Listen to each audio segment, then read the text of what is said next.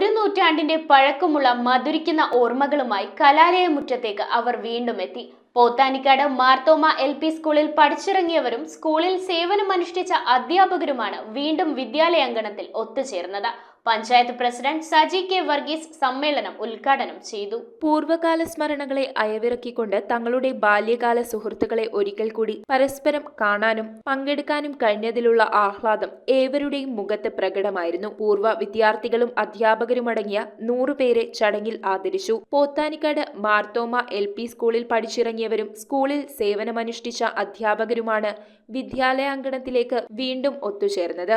Panchayat president Saji K Varghese സമ്മേളനം ഉദ്ഘാടനം ചെയ്തു. പ്രധാനാധ്യാപിക ജെയ്മോൾ ജോസഫ് സ്വാഗതം പറഞ്ഞ യോഗത്തിൽ ലോക്കൽ മാനേജർ ജസ്റ്റിൻ ഫിലിപ്പ് അധ്യക്ഷത വഹിച്ചു. വാർഡ് മെമ്പർ സുമാദാസ് പൂർവ്വ വിദ്യാർത്ഥികൾക്ക് സ്നേഹോപഹാരം നൽകി.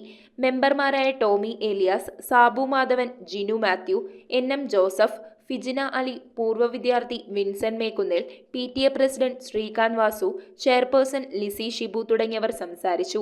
ചടങ്ങിൽ അധ്യാപിക അസ്ന ഷിഹാദ് നന്ദി രേഖപ്പെടുത്തി. News bureau, Kothamangalam. Kopparambil ayurvedic hospital and research centre. ഉഴിച്ചിൽ, lumbar spondylitis, cervical spondylitis, disc bulging കൊണ്ടുണ്ടാവുന്ന ബുദ്ധിമുട്ടുകൾ എന്നിവ ചികിത്സിക്കാൻ വിദഗ്ധരായ ഡോക്ടർമാർ. Kopparambil ayurvedic hospital and research centre.